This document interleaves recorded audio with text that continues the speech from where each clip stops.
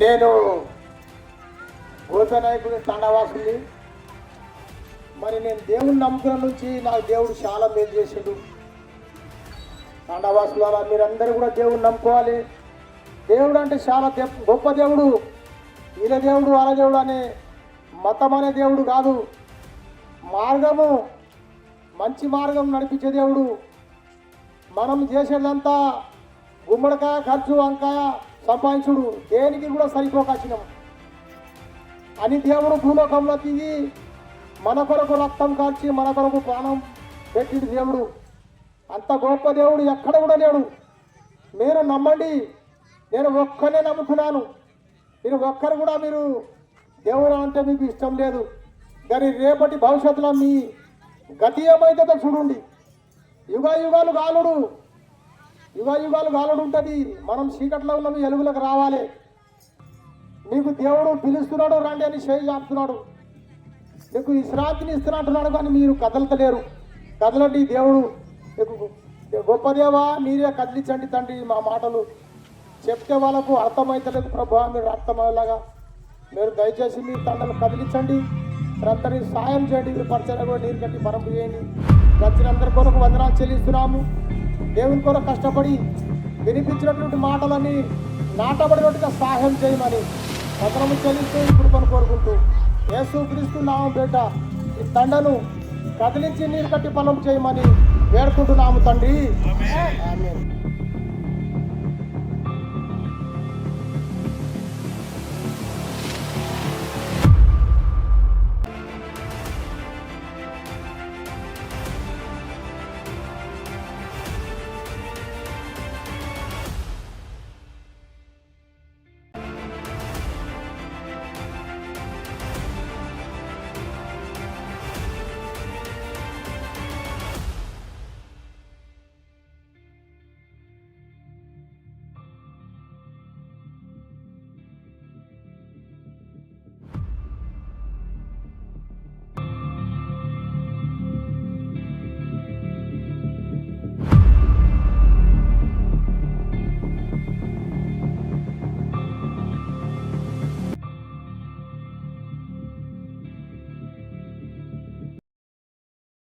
మరి ప్రాముఖ్యంగా ఈరోజు ఈ క్రిస్మస్ ఈ విధంగా మేము రావడానికి గల కారణం ఏంటంటే ఆ దేవాతి దేవుడు, ఆ భగవంతుడు ఈ నేలపైకి మానవునిగా వచ్చినటువంటి దినముగా దాన్ని క్రిస్మస్ అంటున్నారు. లోకమంతటా జరపబడుచున్నటువంటి ఈ యొక్క గొప్ప పండుగ చూడండి. ఏమంటున్నారనంటే దేవుడు భూమి మీదకి వచ్చాడు. దేవుడు భూమి మీదకి ఎందుకు రావాల్సి వచ్చింది, దేవునికి ఏం అవసరముతోని దేవుడు భూమి మీదకి వచ్చాడు అని ఆలోచన చేస్తే, దేవుడు ఆలోచించినప్పుడు మానవులందరూ కూడా చెడిపోయినట్టుగా కనబడ్డారు. మానవులు చెడిపోవడం అంటే అర్థం ఏంటనంటే మానవులంతా కూడా దేవుణ్ణి మర్చిపోయారు, దేవుణ్ణి విడిచిపెట్టారు, పాపపు జీవితాన్ని జీవిస్తూ ఉన్నారు, చెడు వ్యసనాలకు అలవాటు అవుతున్నారు. వ్యభిచారములు, దొంగతనములు, మోసములు, కుట్రలు. యథార్థంగా ఉండాల్సిన మానవుడు తనలో కల్మషాన్ని నింపుకున్నాడు.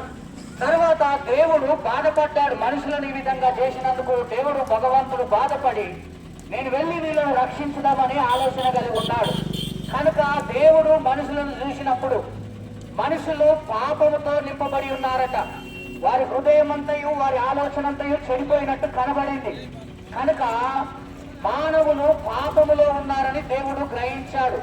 ఆలోచిస్తే పాపము అనగా ఏమిటనంటే ఆధ్యాత్మిక్రమమే పాపమని బైబిల్ చెప్తుంది.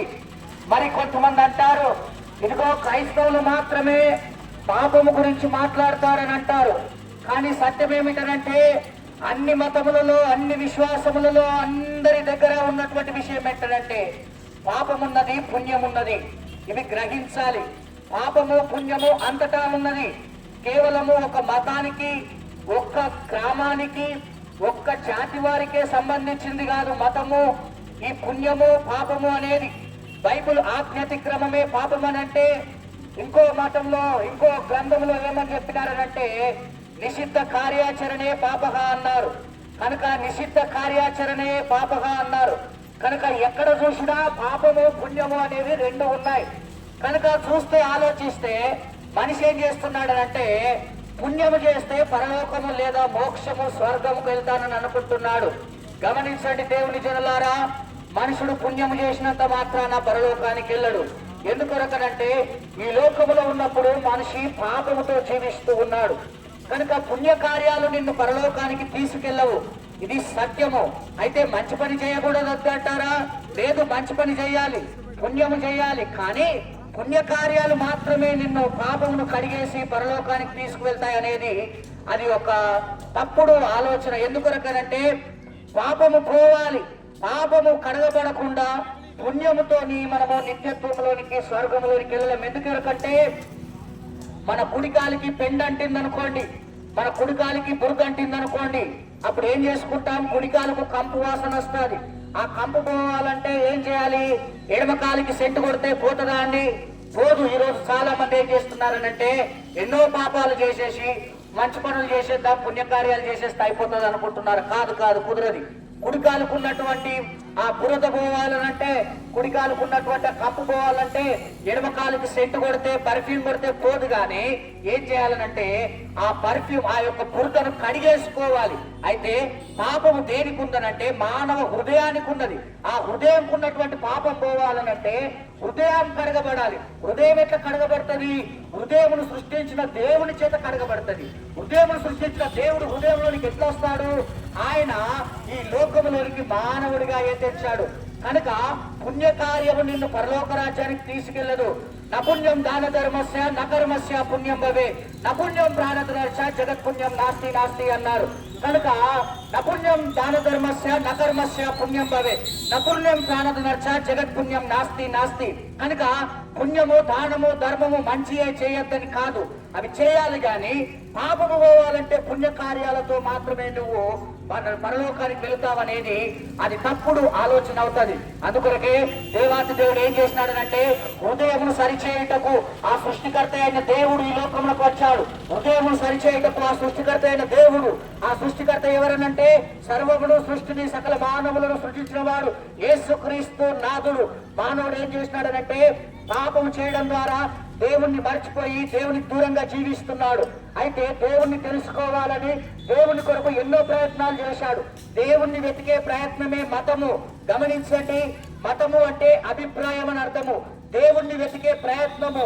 ఏ మతమైనా, ఏ దేశమైనా, ఏ ప్రాంతమైనా, ఏ మనుషులైనా అందరూ కూడా ఏం చేస్తున్నారంటే దేవుణ్ణి వెతుకుతూ ఉన్నారు. ఆ దేవుణ్ణి వెతికే ప్రయత్నంలోనే ఒక పేరు పెట్టుకున్నారు. దాని పేరు ఏంటంటే మతము అని. అయితే ఏ మానవుడు దేవుణ్ణి వెతకలేడు. అందుకనే అసతోమ సద్గమయ తమసోమ జ్యోతిర్గమయ మృత్యోర్మ అమృతోర్మమయ అని అన్నారు. అసత్యంలో ఉన్న మమ్ములను సత్యంలోని కనిపించని ప్రార్థన చేశారు మన పెద్దలు. ఇదిగో తమము అంటే చీకటి, తమసోమ జ్యోతిర్గమయ వెలుగులోనికి నడిపించు, చీకటిలో ఉన్నాము దేవుడా మమ్మల్ని వెలుగులోనికి నడిపించు అన్నారు. ఇదిగో మృత్యోర్మ అమృతోంగమయ చావులో ఉన్నాం, మాకు జీవాన్నివ్వు అని మనల్ని ప్రార్థన చేశారు. అయితే ఆ ప్రార్థనకు జవాబు వచ్చింది. చాలా మంది ఆ ప్రార్థనకు జవాబు రాలేదనుకుంటున్నారు. జవాబు వచ్చింది. ఆ జవాబు ఏంటంటే ఆ దేవాది దేవుడు, ఆ సృష్టికర్త అయినటువంటి యేసుక్రీస్తు ప్రభుల వారు ఈ లోకమునకు వచ్చారు. ఆయన ఏమన్నాడంటే నేనే మార్గము, నేనే సత్యము, నేనే జీవం అని అన్నాడు. ఏ మనుషులైతే ఏదైతే ప్రార్థన మనం చేశామో ఆ ప్రార్థనకు జవాబు వచ్చింది. ఏ మనుషులైతే మనం ఏ ప్రార్థన అయితే చేశామో ఆ ప్రార్థనకు మనకు జవాబు దొరికింది. కనుక ఇక దిగులు పడాల్సిన అవసరం లేదు, ఇక చింతించిన అవసరం లేదు. ఆ యేసుక్రీస్తును రక్షకుడని నీ హృదయంలోనికి చేర్చుకోవాలి. మానవ హృదయాలన్నీ పాడైపోయినాయండి. చూడండి, మానవ హృదయాన్ని బాగు చేయవారు ఎవ్వరూ చేయలేరు. ఏ మోటివేషనల్ స్పీకర్ చేయలేడు, ఏ గ్రంథము చేయలేదు, ఏ జ్ఞానము చేయలేదు, ఏ కవిత్వము నీ హృదయాన్ని నిన్ను బాగు చేయలేదు. నీ హృదయాన్ని, మానవుల హృదయాన్ని బాగు చేయాలంటే ఆ మానవుల హృదయాన్ని ఇచ్చినటువంటి దేవాది దేవుని ద్వారానే సాధ్యము. ఆ దేవాది దేవుడే సృష్టికర్త అయినటువంటి యేసుక్రీస్తు ప్రభుల వారు.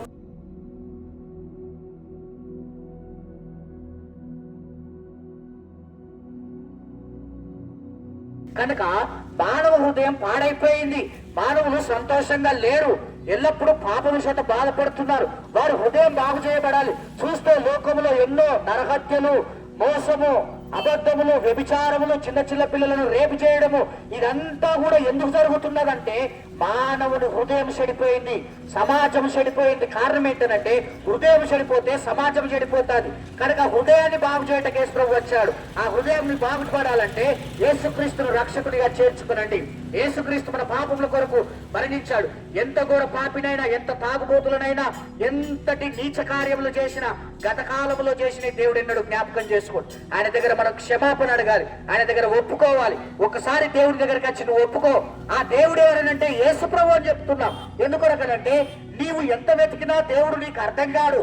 మనిషి ఎంత వెతికినా దేవుడిని అర్థం చేసుకోలేడు. ఎందుకొరకనంటే మానవుడు పరిమితుడు, దేవుడు అనంతుడు. దేవుడిని అర్థం చేసుకోవాలనంటే సాధ్యం కాదు. అమెరికాలో ఒక సంస్థ ఉన్నది, దాని పేరు నాసా అంటారు. ఆ నాసా సంస్థ ఏం చేస్తుందనంటే రాకెట్లను ఆ యొక్క అంతరిక్షంలోనికి పంపిస్తుంది. రాకెట్లను అంతరిక్షంలోనికి పంపిస్తుంది. చాలా టెక్నాలజీ ఉంటుంది. 3,84,600 కిలోమీటర్ల దూరంలో ఉన్న చందమామ మీదకి ఈ యొక్క రాకెట్ ను వీళ్ళు పంపిస్తూ ఉన్నారు. ఆ నాసా వాళ్ళు ఏమన్నారనంటే ఇదిగో ప్రపంచమంతటికి ఒక విడుదలను చేశారు. ఏమనంటే ఈ ప్రపంచమంతటిని, విశ్వమును, యూనివర్స్ ని మనం ఇప్పటి వరకు 1% తెలుసుకున్నామని అన్నారు. 1% మాత్రమే నాసా వారు ఈ విశ్వం గురించి తెలుసుకున్నాడు. మరి విశ్వమును సృష్టించిన దేవుడు గురించి తెలుసుకోవాలనంటే ఎంత? విశ్వంలోనే 1% తెలుసుకుంటే మరి విశ్వాన్ని సృష్టించిన దేవుడి గురించి తెలుసుకోవాలంటే మనతో ఎంతకాలం పడుతుంది? కనుక దేవుని జనులారా, మనం దేవుని రూపంలో తెలుసుకోలేము. అందుకని ఆయన నరావతారిగా కన్యా మరియ గర్భంలో పరిశుద్ధుడిగా జన్మించి మన పాపముల కొరకు వచ్చాడు. నేనే దేవుణ్ణని చెప్పుకున్నవాడు, నాలో పాపము లేదన్నవాడు, నాలో పాపం ఉంటే మీరు చూపియండి అన్నవాడు యేసునాథుడు ఒక్కడే అని మరీ చెప్తూ ఉన్నాం. అందరూ పాపము చేసి దేవుడు అనుగ్రహించి మహిమను పొందలేకపోతున్నారు. కానీ యేసు ప్రభు ఒక్కడే నాలో పాపము లేదని రుజువుపరిచిన వాడు. కనుక దేవుని జనులారా, ఆ దేవుడి భూమి మీదకి వచ్చాడు. భూమి మీదకి వచ్చిన దేవుడిని తెలుసుకో, హృదయంలో చేర్చుకో. హృదయం బాగు చేయబడుతుంది, సమాజం బాగు చేయబడుతుంది. తద్వారా నీ మరణం తర్వాత నీ ఆత్మ దేవుని దగ్గర ఉంటది. కనుక ఈ మాటలను దేవుడు నీ హృదయంలోనికి వస్తున్నాయి, నీ చెవిలో పడుతున్నాయి. ఏదో కాలక్షేపంగా ఉండకు, ఏదో వాళ్ళు అచ్చారులే చెప్తారులే అని అస్సలు అనుకోకు. ఇది నీ కొరకే. నీవు నరకానికి వెళ్ళడం దేవునికి ఇష్టం లేదు. నరకములో అగ్ని ఆరదు, పురుగు చావదు. ఆ నరకం ఎంతో భయంకరమో, చాలా జాగ్రత్త సుమి. ఒకసారి హైదరాబాద్ లో ఒక ఆమె ఏం చేసిందనంటే భర్త కొడితే భర్త బాధ భరించలేక ఇంట్లో గడియలు పెట్టుకొని తలపైన పెట్రోల్ పోసుకొని అగ్గిపుల్ల తీసుకొని ఆమె కాలబెట్టుకున్నది. కానీ కాలబెట్టుకున్న తర్వాత అరుస్తా ఉన్నది, అయ్యో కాపాడండి అని. మేము వెళ్ళాము. ఆ గడియలు 3 డోర్లు ఉన్నాయి, 3 తలుపులు ఉన్నాయి. పలగొడదామని ట్రై చేస్తున్నాం కానీ కావడం లేదు. కొంతసేపటికి అరిసింది. ఆమె నొప్పిని భరించలేక అరిసింది. ఎంతో బాధ కళ్ళతో చూస్తున్నాం కానీ ఆమెను కాపాడలేని పరిస్థితి. ఎందుకనంటే ఆమె 3 డోర్ల తర్వాత ఆమె ఆ పెట్రోల్ పోసుకొని తగలబెట్టుకున్నది. అరిసింది. కొంతసేపటికి అగ్గి ఆరిపోయింది, కొంతసేపటికి పురుగు కూడా చచ్చిపోయింది. కొంతసేపటికి అగ్గి ఆరిపోయింది, అరిసింది కానీ కొంతసేపటికి అగ్గి ఆరిపోయింది, కొంతసేపటికి పురుగు కూడా చచ్చిపోయింది. కానీ నరకం అట్లుండదండి. అక్కడ అగ్ని ఆరదు, పురుగు చావదు. ఇక్కడ భూమి మీద మంట, నువ్వు పెట్రోల్ పోసుకొని తలపెట్టుకుంటావు, గంట సేపు అరుస్తావు. కానీ అక్కడ అగ్ని ఆరిపోదు. నువ్వు కాలబెట్టుకుంటే ఈ అగ్ని ఆరిపోతుందో గంట సేపటికి, కానీ అక్కడ అగ్ని ఆరదు, పురుగు సావదు. ఆ పురుగు నువ్వు సత్తామన్నా కూడా సావు రాదు ఆ నిత్య నరకంలోనికి వెళ్తే. అందుకని ఆ నిత్య నరకంలోనికి వెళ్ళకుండానే దేవాది దేవుడి భూమి మీదకి వచ్చాడు, మనల్ని నిత్య నరకం నుంచి తప్పించడానికి. ఎందుకు వచ్చాడయ్యా అనంటే ఆయన ప్రేమను మనకు తెలియజేయడానికి. దేవుడు ప్రేమాస్వరూపి. ఆయన ప్రేమ ఎంత గొప్పదో మనకు వివరించడానికే ఆయన భూమి మీదకి వచ్చాడు. ఈ మాటలు ఇంట్లో ఉన్నా, రోడ్డు మీద ఉన్నా, ఎక్కడున్నా నీ చెవిలో పడుతున్నాయనంటే దేవుడు నీకు ప్రణాళిక ఉన్నది. నువ్వు దేవుని దగ్గరికి రా, నీకు అందుబాటులో ఉన్న మందిరానికి దగ్గరికి వెళ్ళు, నీ ఇంట్లో ప్రార్థన చేసుకో, దేవుణ్ణి సత్యదేవుణ్ణి ఎరుగు. సత్యదేవుని ఎరగకపోతే ఒక దినమున తీర్పు ఉన్నది. ఆ తీర్పు దినమున దేవుని దగ్గర నిలబడతావు. ఏమరా బాబు, నేను భూమి మీదకి వచ్చాను, నా గురించి నీకు ఎవరైనా చెప్పిర్రానంటే అవును సార్, ఆ రోజు బాచిపల్లిలో 25వ తారీఖు నాడు వచ్చారు, చెప్పారు. మరి ఇన్నవా అనంటే అవును సార్ ఇన్నా. మరి ఏమరా బాబు, నా గురించి తెలుసుకున్నావా అనంటే లేదు సార్ తెలుసుకోలేదు, నాకు అవసరం లేదు, అదేదో మతమట, అదేదో యేసు ప్రభు అట, నాకేం బాగా అనిపించలేదు, అందుకని నేను నమ్మలేనంటే ఒరే నాయనా అది కాదురా బాబు, సత్యమైందనంటే దేవుడు భూమి మీదకి వచ్చి నేనే పంపిన వాళ్ళను నా చిత్తంలో వచ్చారు. దేవుడు ఆజ్ఞ లేకుండా ఏది జరగదు. దేవుడు ఆజ్ఞతోనే మేము ఇక్కడికి వచ్చాం కనుక గమనించండి. అప్పుడు దేవుని దగ్గర ఏం సమాధానం చెప్తావు? సత్యమును ఎరుగు, సత్యమును తెలుసుకో. సృష్టికర్త యేసు ప్రభు ఆది కవి కాదు, ఆది సంభూతుని ఎరుగు. ఆదాము పాపము ఫలితంబు ఎరుగు, ఆ పాపము పోవు వ్యవహారం ఎరుగు. అది యజ్ఞమైన యేసుని నేడైనా ఎరుగు. ఆది కవి గురించి నువ్వు తెలుసు, ఆది కవి గురించి నీకు తెలుసు, చాలా జ్ఞానం తెలుసు. కానీ ఆది సంభూతుడైన యేసు ప్రభు గురించి ఎరుగు.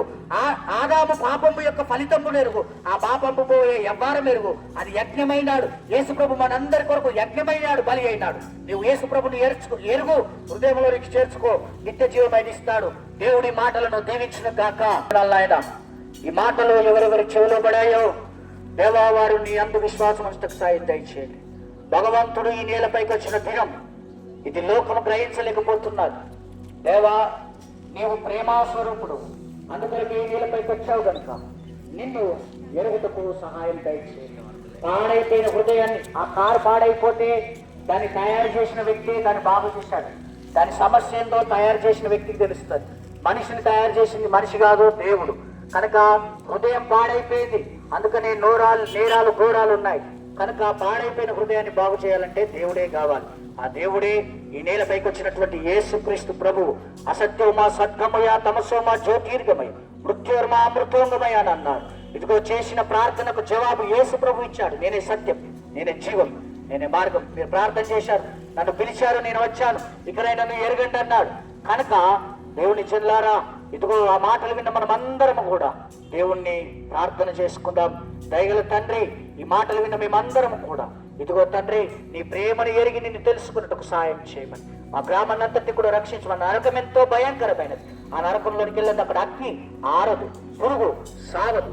కనుక ఎంత ప్రయత్నం చేసినా అక్కడ ఏం జరగదు. కనుక ఇదిగో ఆ స్వర్గంలో ఎంతో గొప్ప దీవెన ఉన్నది. ఆ స్వర్గమునకు తీసుకుపోయే మార్గము నీవే అని ఎంతో విశ్వాసం సాయం చేయమని యేసు పేరిట ప్రార్థిస్తున్నాం తండ్రి.